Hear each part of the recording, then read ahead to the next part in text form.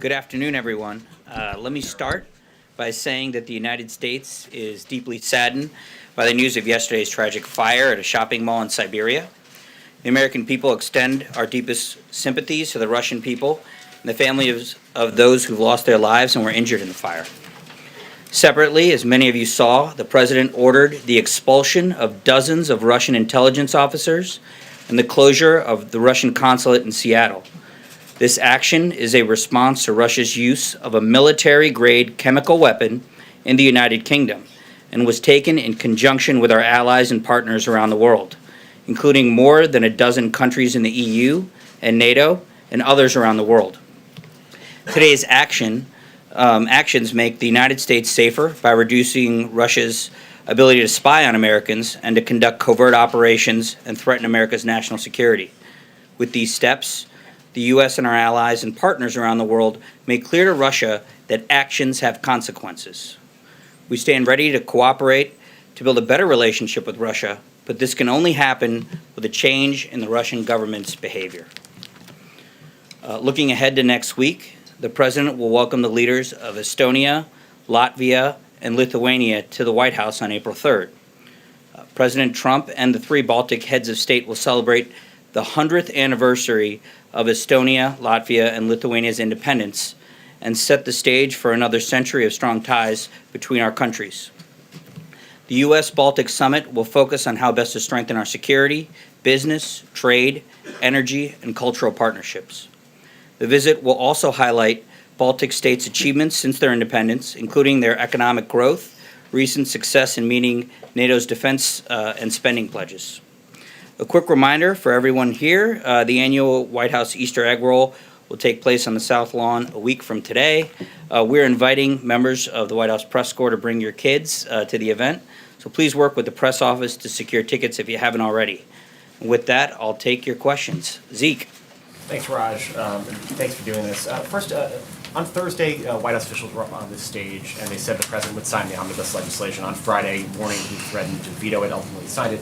10 days ago, Sarah said that HR Master had the president's confidence and support and would be leaving. Last Thursday, it was announced that he would be leaving the White House, and about 2.5 weeks ago, the president expressed confidence in his attorneys. And then there was a bit of a shakeup there last week. So could you speak to the White House's credibility? Why should we in this room, and more importantly, the American people, trust anything that this administration is telling them? Well, our job as a press office and as an administration is to give you the best information that we have available to us, the most accurate information in a timely fashion. Sometimes the dynamics are fluid in any given situation. You mentioned some personnel matters. Facts and circumstances changed. We continue to give you guys the best information that we can as quickly as possible. Thank you, Raj. One more for you. Yeah. Just on the Stormy Daniels incident, I'm sure some of my colleagues have more questions on that. Could you state categorically that the president, his campaign, and the Trump organization did not violate federal law, specifically election law, regarding that payment? Well, I can speak for only the White House, and I can say categorically that obviously White House didn't engage in any wrongdoing. The campaign or Mr. Cohen, the campaign or Mr. Cohen can address anything with respect to their actions. With respect to that interview, I will say the president strongly, clearly, and has consistently denied these underlying claims, and the only person who's been inconsistent is the one making the claims. Phil. Yeah, Raj, regarding the Russia actions that were announced earlier today, the president has not personally said anything about the expulsion of these 60 diplomats, and in his phone call last week with President Putin, he decided not to confront Putin on the attack, despite the advice he was given from his national security advisors, and he went on to congratulate Putin on that phone call. So how do you square the aggressive actions that the administration is taking with an entirely different approach from the president? Well, I think, there was a statement coming out from the press secretary on this, and the last sentence basically outlined, our approach to this, which is our relationship with Russia is frankly up to the Russian government and up to Vladimir Putin and others in senior leadership in Russia. We want to have a cooperative relationship. The president wants to work with Russia, but their actions sometimes don't allow that to happen. The poisoning in the UK that has kind of led to today's announcement was a very brazen action. It was a reckless action. It endangered not just two individuals who were poisoned, but many civilians, many innocent civilians. And this is not the type of conduct that the United States or allies can accept. But the president still remains open to working with the Russians on areas of mutual concern, counterterrorism, for example, and others. But that's really up to the Russians to decide. But if the president believes it was a reckless and brazen action, why did he not say so to Putin directly when he spoke with him and had the opportunity to do that? Well, he raised a number of issues, and we did secure with Putin on that call some positive interaction when it comes to nuclear arms. So there were certainly positive developments from that call, and the president will continue diplomacy with Russia and with Putin. But this action by the president is very clear. We're very heartened that it comes in conjunction with over a dozen allies, both in NATO and EU. Raj? Kevin. Thank you, Raj. You mentioned that it was brazen and that it was reckless. Does an attack on the soil of a valued ally rise to the level of an act of war? Is that the administration's policy here? Well, we've been joined at the hip with UK on this matter, with the UK on this matter. We stand firmly with our ally. Again, I'll classify this action as both brazen and reckless, and I don't want to get ahead of anything the president may or may not announce or declare later on. If I could follow up Yeah. very quickly, you mentioned that the president continues to maintain his consistent story, that he did not do what has been alleged by Ms. Daniels. Did he by chance watch the interview last night? Did you ask him about that? I'm not going to get into what the president may or may not have seen. I'll just say that he's consistently denied these allegations. Kristen. Thank you. Was the president aware of a physical threat made against Ms. Daniels when she was with her daughter back in 2011? Well, the president doesn't believe that any of the claims that Ms. Daniels made last night in the interview are accurate. He doesn't believe she was threatened. No, he does not. What's his basis for that, Raj? Sorry? What's his basis for that? Well, he just doesn't believe that, there's nothing to corroborate her claim.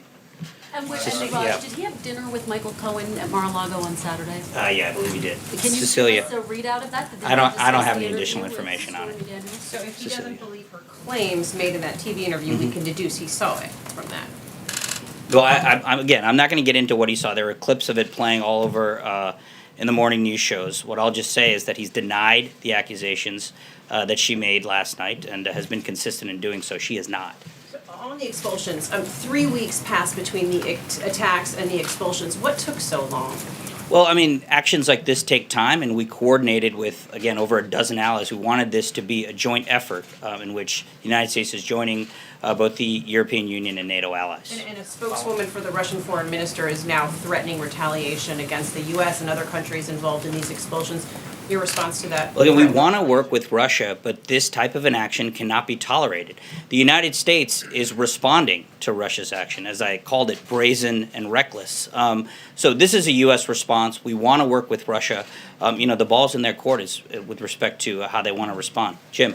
If you listen to national security experts, diplomatic experts on what happened with Russia, they will say that you have to hit Russia where it hurts. You have to sanction them economically. You have to go after Putin's cronies. You have to go after Putin himself, potentially.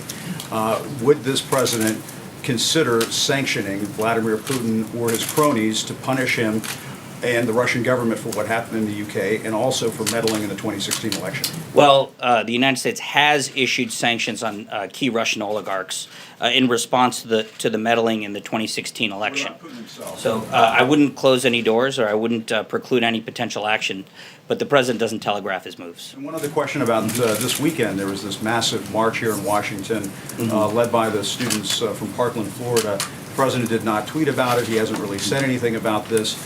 What is the White House response to this, and are the actions that the president signed into law last week, strengthening some of the, background check systems and whatnot we have in this country, is that the end of it? Is the president going to do any more on the gun safety issue?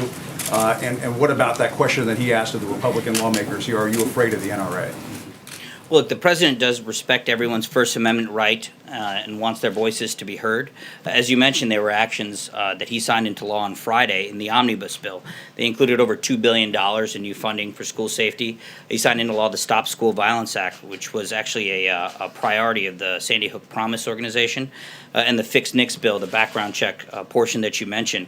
Also on Friday, the Department of Justice announced a new rule which effectively banned the sale of bump stock devices. The president is a strong believer in the Second Amendment, but he does believe other measures could potentially be taken both at the federal and also the state level to improve school safety. He's mentioned hardening schools. He's talked about these extreme risk protective orders that states can engage in. So there's a whole lot of things that could be done.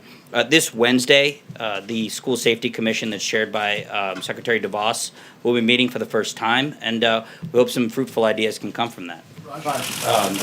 Mike. Can you talk a little bit about David Shulkin? Is he going to be fired face-to-face, or is he going to be through the media on Twitter?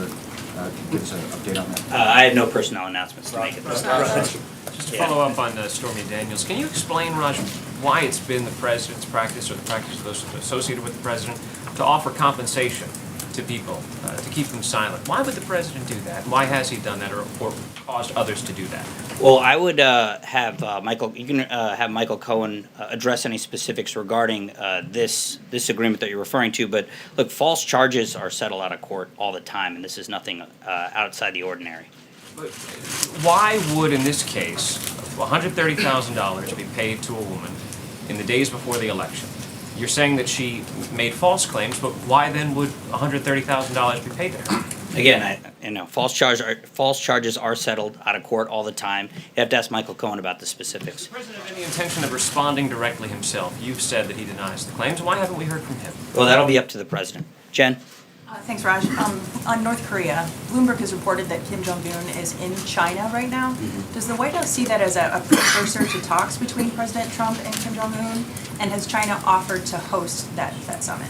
Well, we can't confirm those reports. We don't know if they're necessarily true. What I'll just state, though, is that, where we are with North Korea, is in a better place than we used to be because the president's maximum pressure campaign, in conjunction with dozens of countries around the world, has paid dividends and has brought the North Koreans to the table. So we're looking forward to a potential summit some months in advance. Raj. Yeah, I'd like to. Sorry. Yeah. On Shulkin, does the White House believe that the nation's veterans are best served by having David Shulkin serve as VA Secretary? Well, again, I have no personnel announcements to make at this time when it comes to. How much longer should the Secretary expect to work in the administration? Sorry, say that How again? much longer should the Secretary expect to work in the administration? Guys, I have no personnel announcements. Yeah. Thanks, Raj. The Israeli press is reporting that Prime Minister Netanyahu has begun informing French and German foreign ministers that the U.S. is very likely to pull out of the Iran deal in May. Can you confirm that? Well, I can't confirm that. What I can tell you is that the president's been pretty clear since January, where he gave some remarks about this, what he thinks of the Iran deal. In fact, that goes back years. He thinks it's one of the worst agreements the United States has ever made internationally, and he is insistent on changes both at the congressional level, working with Congress, and also with our European partners. If changes aren't made, the president is prepared to potentially withdraw from the agreement. John? Thanks a lot, Raj. In light of these announced expulsions of these 60 Russian intelligence agents, is the president still going full steam ahead in meeting with Russian President Vladimir Putin? Well, again, we have no announcements on a potential meeting or any kind of summit. Well, you still want to do it, right? Yeah, again, as I said, we want to work with Russia. We have areas of mutual concern where we can work with them. Again, I mentioned counterterrorism. There's, general global stability and other matters where we want to work with Russia. But the ball's in their court. It is up to them on whether we're going to have a fruitful and constructive relationship or an adversarial relationship. I'll give them that gift of meeting with the president after they've done what the U.S. not just alleges, say they've done. They've poisoned a former Russian spy on British soil, and you've punished them for it. Why, at this point, also give them this gift of meeting with the President of the United States? Well, again, there's no meeting to announce. Jordan? Thanks, Raj. Treasury Secretary Mnuchin said this weekend that there might be some kind of workaround for a Supreme Court ruling that said line item vetoes are unconstitutional. What is that workaround, and is that something that the White House is aggressively pursuing and is going to propose that Congress take care of? Well, the president outlined on Friday why he was very frustrated with the legislation that he was given. It was a massive spending bill handed to him at the 11th hour. Spending by Congress hasn't really been executed properly since 1996. They haven't had individual spending bills for over 2 decades. And so this omnibus process, President wants to reform.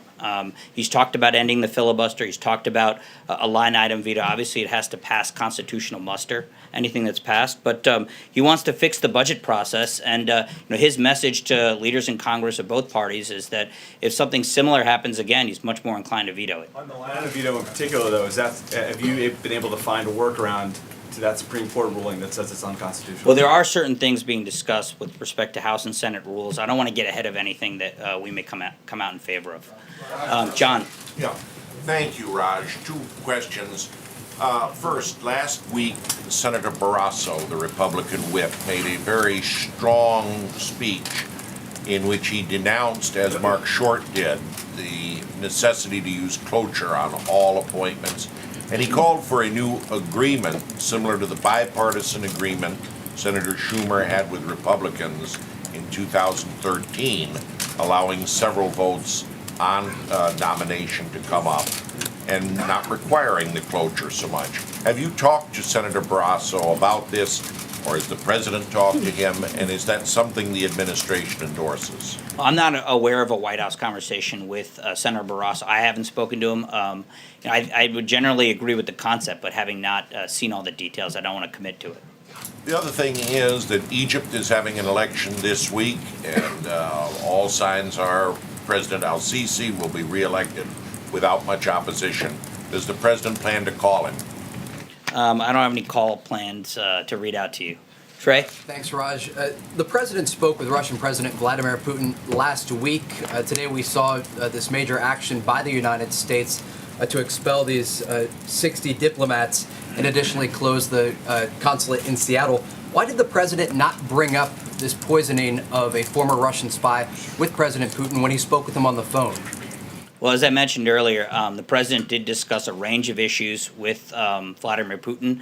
But, he's addressed this matter publicly and repeatedly. He addressed it after he spoke with Prime Minister May. He addressed it in the Quad statement and, with this action right now. So the president's made his position and the country's position pretty clear. If I could ask you about the Shulkin, I'm not looking for a personnel announcement here. I'd simply like to ask you, how would you describe the relationship between President Trump and VA Secretary Shulkin? Well, I haven't asked the president about it directly today, so I don't want to comment on it too specifically. You said earlier that the only person who has been inconsistent is the one making these claims, meaning Stormy Daniels. What is she said that's inconsistent? Well, my understanding is that she signed some statements that conflict with what she said last night. Follow up, Raj. There have been a cascade of expulsion announcements sort of around the globe today. I think some 130 diplomats across 18 countries. What was the U.S. role in this, and can you tell us a little bit more about the president's role in what looks like a pretty coordinated effort?